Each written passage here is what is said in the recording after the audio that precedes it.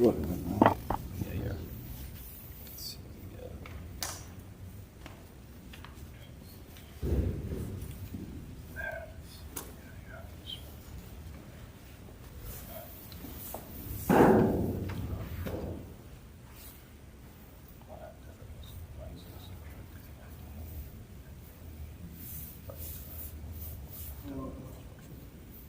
It's a good to listen.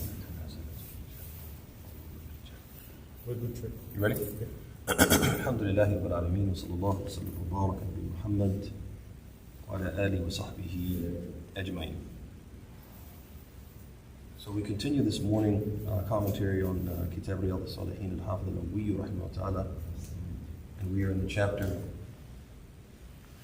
Babu al-Amru bi-Ada al-Amana, the chapter regarding the fulfillment of trusts, or the order to fulfill trusts. And we have reached the hadith عن حذيفة رضي الله عنه قال حدثنا رسول الله صلى الله عليه وسلم حديثين رأيت أحدهما وأنا أنتظر الآخر. حدثنا أن الأمانة نزلت في جذر قلوب الرجال ثم علموا من القرآن ثم علموا من السنة. وحدثنا عن رفعها قال ينام الرجل النومة فتقبض الأمانة من قلبه فيظل أثرها مثل أثر الوقت ثم ينام النومة فتقبض فيبقى أثرها مثل المجد كجمر دحرجته على رجلك فنطف فتراه منتبرا وليس فيه شيء فيصبح الناس يتبايعون فلا يكاد أحد يؤدي الأمانة فيقال إن في بني فلان رجلا أمينا ويقال للرجل ما أعقله وما أظرفه وما أجلده وما في قلبه مثقال حبة خردل من إيمان ولقد أتى علي زمان وما أبالي أيكم بايعت لئن كان مسلما رده الإسلام وإن كان نصرانيا رده علي ساعيه فأما اليوم فما كنت أبايع إلا فلانا وفلان. So in this hadith, Hudhayfah ibn Yaman, who is known as Sahib al-Sir, is known as the Prophet's secretary, the keeper of the Prophet's secrets. And he's known by this particular moniker because the Prophet ﷺ, it was revealed to him the names of 30 رجلا من المنافقين. He was given the names of 30 men who were munafiqeen. Allah named them in revelation to the Prophet, revealing their identities so they could no longer meet the Muslims with a certain appearance, giving a certain impression, presenting as Muslims, and then when the Muslims would give them their back, they could stab them in the back. So the Prophet ﷺ was informed, and he informed what? Hudhayfah. Because it's critically important for someone in the Muslim community to know who these people are by name. So if it is necessary for them to be revealed, it's like Epstein files, right? If it's necessary for these people to be revealed and exposed because of the danger they pose and how many people have been fooled by them. So for example, let's say in the community, there was somebody who people were thinking, oh, this guy's so good, and we should give him such and such position. Hudhayfah will be able to say, don't give him the position. And if push came to shove, they just didn't take his word for it. He could say, قال لي رسول الله صلى الله عليه وسلم إن فلانا منافق. Y'all see that? He could say, the Prophet told me so-and-so is a munafiq. Don't give him the position. Y'all see that? It's critically important. So just think about, out of all the people, the Prophet could have told this secret. Abu Bakr, Umar, Uthman, Ali, Ibn Mas'ud, Abu Hurairah. He chose who? Hudhayfah. That tells you something about Hudhayfah. Isn't it? Oh, Allah? Tells you something about Hudhayfah. Somebody you know who can keep what? Who can keep a secret. Thumma ba'd dhalik, people knew that Hudhayfah was that guy. the one person the Prophet trusted with the secrets of the names of al-munafiqeen. And one particular person was very keen to make sure he wasn't on that list. Umar al-Khattab. Umar al-Khattab, of all people, was worried that he might be on that list. Umar al-Khattab, somebody who was promised paradise. What this teaches you is that no person should walk around with his chest puffed out, convinced that he has both feet in paradise and he's just waiting for death. Here's a man who was promised paradise. He was told that if there was going to be a muhaddath, somebody who receives revelation after him, it would be what? It would be Umar. He didn't say Abu Bakr. He said it would be Umar. This person goes to Hudayfa and says, Hal ana minhum? Am I from them? Hal sammani Rasulullah sallallahu alaihi wasallam? Did the Prophet name me from those names?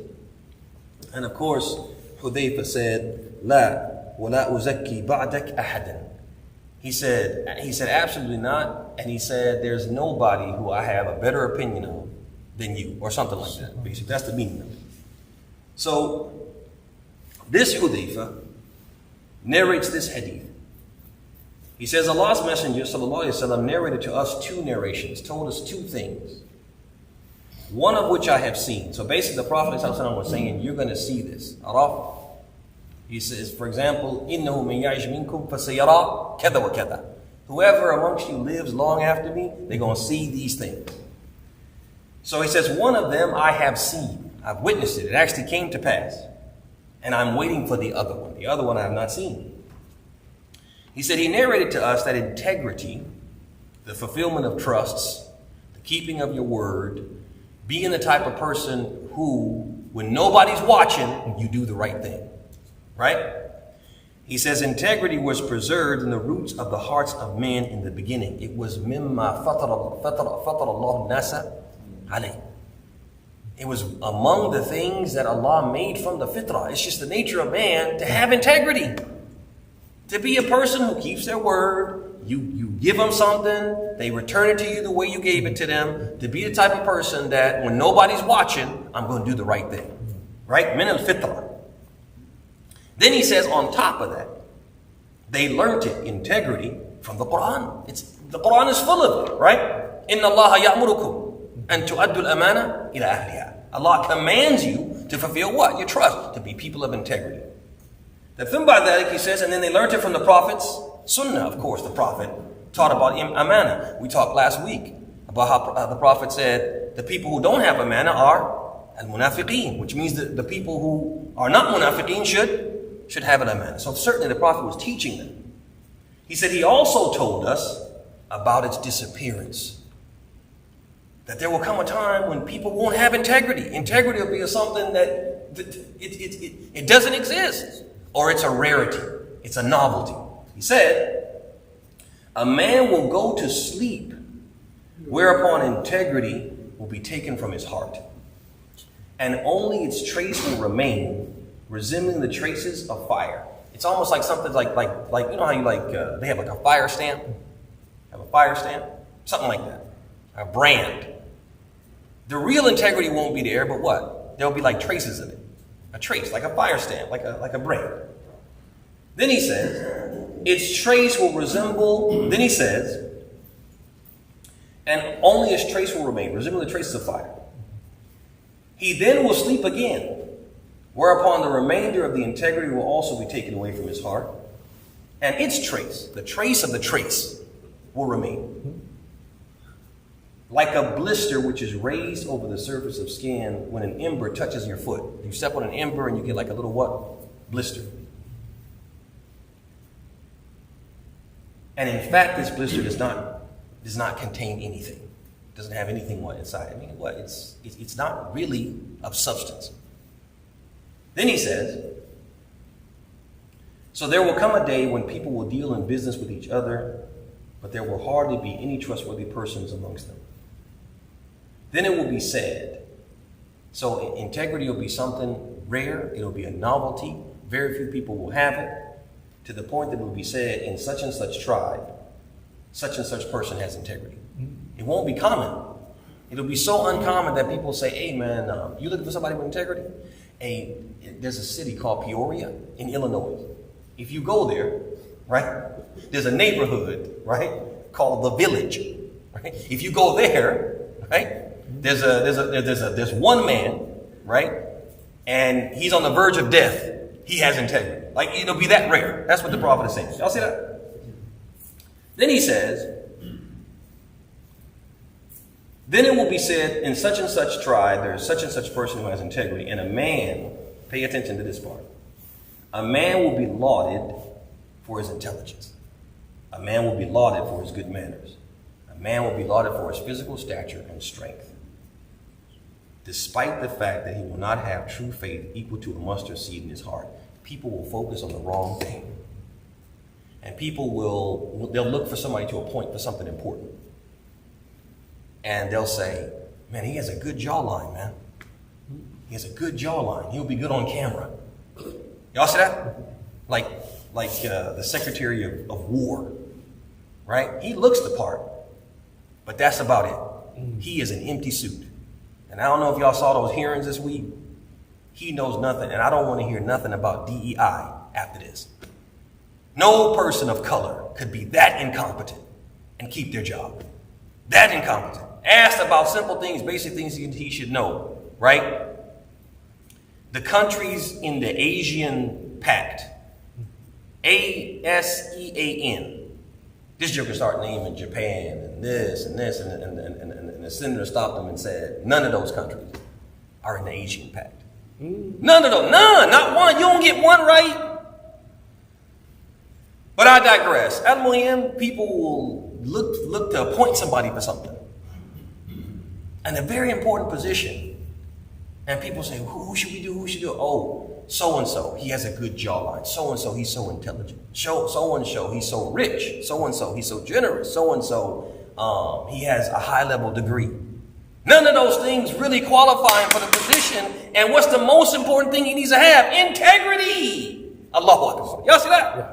This is what the prophet is saying and what Hudayfa is saying in the hadith. People will focus on the wrong thing. Then he says, the narrator who narrated from Hudayfa said, there came upon me a time when I did not mind dealing with any one of you. He said there was a time in my life where if I wanted to buy and sell, I wanted to engage in trade, I wanted to invest in a business, whatever it was, I would just what? I would just invest. I would just buy and sell. And it didn't matter to me who it was, because why? He said, because if he was a Muslim, his religion would prevent him from cheating. And if he was a Christian, his Muslim ruler would prevent him from cheating. There was a law. There was a law. There was something called the rule of law. And that rule of law was what? It was imposed on everybody equally, without prejudice. But he said, now I cannot deal except with so-and-so and such and such. I have to pick and choose. I have to be very careful. I have to be vigilant. What is that telling you? He says, now, this narrator is saying, now there's Muslims who cheat. Huh? Back then, he said, there's Muslims who cheat. They're dishonest. They don't have any integrity. And we don't have rule of law. What we have is what? We have bribery. We have double standards. We have a two-tier justice system. He's saying this is what? This is back then, as Abdul Malik pointed out. So, I'm going to mention some of the things that Ibn Taymiyyah mentioned. Jazakallah khair, comment on the hadith, and then we can chop it up a little bit if you guys have any comments you want to make, and then we'll have a little breakfast. So, so the Imam said, he said, فإنك تستعرض الناس رجلا حتى تبلغ إلى حد 100 أو 100. لا تجد الرجل الأمين الذي أدى الأمانة كما ينبغي في حق الله ولا في حق الناس. He said we come to a point now where you could line up 100 people or hundreds of people, and you could just go one by one, and you would not find amongst them a man who you could trust, who will fulfill the trust of Allah, or the trust of what? The trust of people. Trust of Allah, we know what that is. Al-ibadat, right? Person who prays and fasts and gives his zakat and makes his pilgrimage and respects and honors his parents and keeps his ties of kinship. Haqqillah. Y'all see that? He said it's hard to find people like that, and that's true. That's true. And even though they don't do that, people still, as the hadith said, people still what? They laud them and look up to them. Somebody told me, a friend of mine, came from California. And there's a lot of pockets of, like in Oakland and some other areas, there's large communities of Yemenis. Yemenis in general are very highly, ultra conservative. Ultra conservative. Not a little conservative, a lot conservative. But because we get affected by what? By the environment and by different circumstances. This person was telling me, listen, I came from these ultra-conservative Yemeni communities. And there were times where people would come to visit the community. They might have a qareeb that was about to get married, so they would be in town for that. Or they would just be passing through. Or they were coming to the community for work. And they said in one instance, there was a woman who came, and so the sisters made a dinner for that sister. And they made like this big dinner, might have got a banquet hall, something like that. And when the woman came, a lot of the other women who didn't really know her, but just came because they were invited, they were shocked because she came and she wasn't like, she didn't wear hijab. She had all kind of like makeup. Maybe she wasn't dressed appropriately. Beyond not having a scarf, she wasn't dressed appropriately. They were kind of shocked because they're ultra conservative. Like, we're having a dinner in this woman's honor. And this is how she shows up. And then when they went to pray, they all went to pray. And she sat there with her little purse in the banquet hall. And I know somebody said, well, maybe it wasn't that time. No, it wasn't like that. It was just like, I don't pray. I don't wear hijab. I don't pray. And they were honoring her. Because what? Because she's a doctor. Because she's a doctor. Y'all see that? So I say all this to say is that, focusing on the wrong thing and people don't what? La yu'adduna haqq Allah. They don't even fulfill Allah's rights. So think about that. If they don't fulfill Allah's rights, do you think they're going to fulfill your rights? If they can't fulfill the trusts of Allah, are they going to fulfill your trust? Y'all see that? So then he goes and he says, then he goes and he talks about how some people fulfill the haqq of Allah. They're really good at that. They pray and they pray in the masjid and they're in the front row and they do this and they do this and he starts mentioning all these things that they do. يَصَدَّقُونِ إِلَى آخِرِهِ. He says, وَإِنْ وُكِّلَ إِلَيْهِ عَمَلُ الْحُكُومِ فَرَّطَ وَصَارَ لَا يَأْتِي لِلدَّوَامِ إِلَّا مُتَأَخِّرًا وَيَخْرُجْ قَبْلَ انتهاء الوقت وَيُضَيِّعُ الْأَيَّامَ الْكَثِيرَ في أشغاله الخاصة. And I saw this a lot in the country where I studied, which will remain nameless. But he says you have people who when it comes to prayer and praying in the masajid, when it comes to growing a beard, when it comes to wearing a short thobe and fulfilling haqqillah, they're on that. They're on top of that. But if that person is given a government job, for example, he says, and given a position in government and told to do X, Y, and Z, this is his job description. He says this person, this person is very negligent when it comes to his duties. Very much guilty of dereliction of duty. Comes late, leaves early. And while he's at work, yudayyi al-awqat, right? He spends a lot of time doing his own personal things. And I saw this a lot. How many times did I go to a specific ministry or something and I needed to get something done desperately, right? I need a stamp on this. I need a signature on that. I need, whatever. And you come, and this muwaddaf, this person who's like, he's in charge or responsible for this particular thing that you need to get done. He's got a stack of papers. And he's sitting back with his feet. He's got a cup of tea in one hand, and he got a newspaper in the other hand.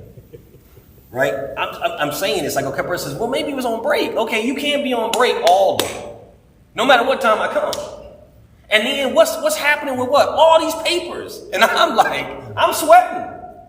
Because I hope he's not going to tell me, hey, I can't do your paper until what? I do all these other papers. Hey, just put on the bottom of the stack. I hope he's not going to tell me that. Y'all see that? Right? And then I remember one time I had to go and I had to get a paper. It's one of those things where, okay, you take something someplace, you drop it off, they tell you come back Tuesday. Now I need to take that paper someplace else in order to get something done. right? Get my visa for my family renewed, whatever it is, right? And it's a time sensitive thing. So I come and I say, hey, so-and-so, I came last week and you told me to come Tuesday and I came to get my paper, blah, blah, blah, blah. And he said, Joker doesn't lift his eyes up from the newspaper. I don't see it. I don't see your paper. Well, look for the paper. It's probably in this stack right here. But it's like if it's not right here hanging from the ceiling in my face, I don't see it. Is that your job? Is that your job? To basically tell people, wait until I feel like it. Y'all see that? No amana. No amana whatsoever. He mentions like some other examples like this, and I won't bore you with that.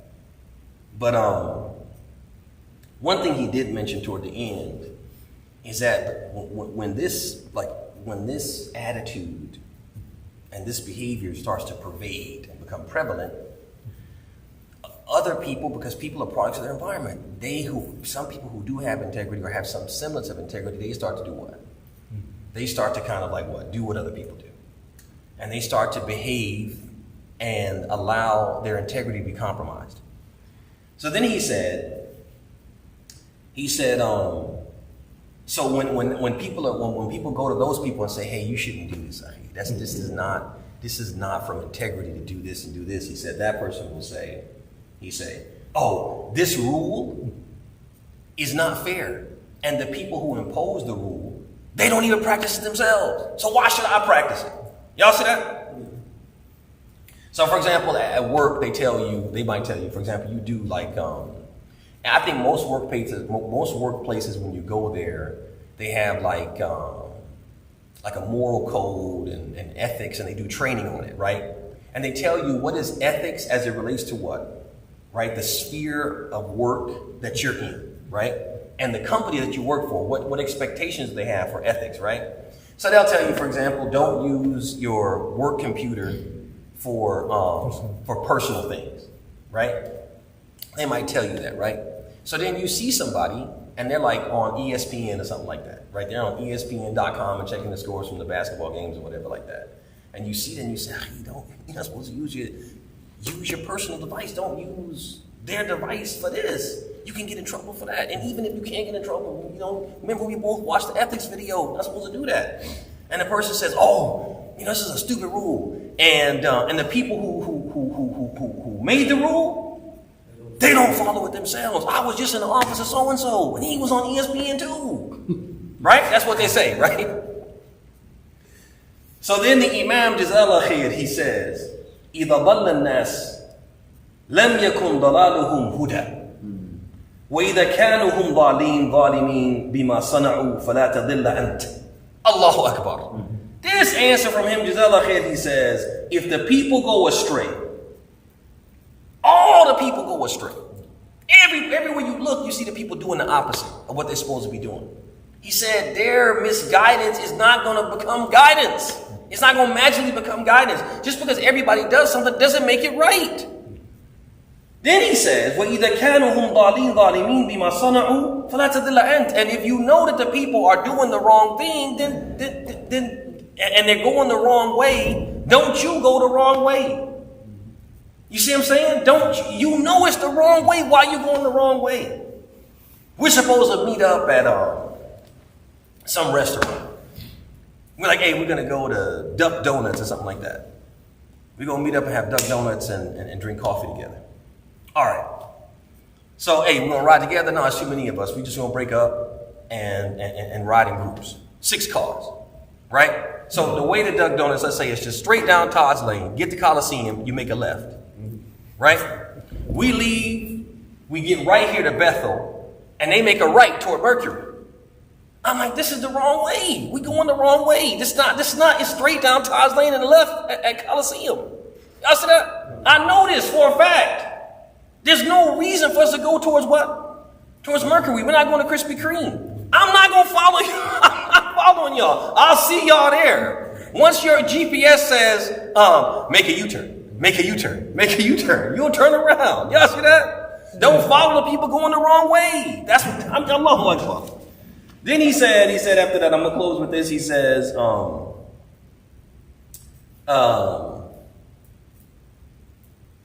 he said the other thing he said what? He said, Hisabuhum Allah. سيكونون هم أول من يحزن ويتحسر على ما صنعوا يوم القيامة. He said, these people are going to be judged by Allah. Their hisab, their account is going to be with Allah, and they're going to be the first ones who are sad and regretful and full of remorse on the day of judgment when they're judged. They won't have the money that they have, they won't have the power they have, they won't have the influence they have, they won't have the excuses that they gave. Then he says, فأنت لا تتخذ من مخالفات الناس دليلا وسلما بمعصية الله.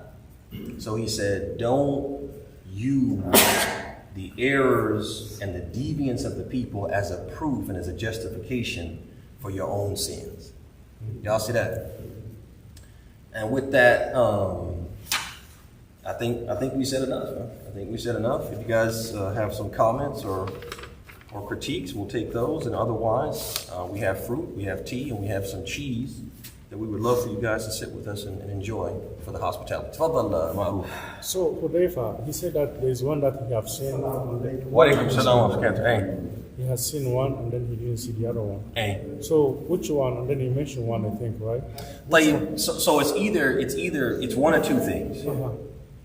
Either he didn't mention the second one at all, or the one he saw was the revelation of Amana. When he said Allah made it part of the fitrah, and then the Muslims learned it from the Quran and they learned it from the Sunnah. I saw that.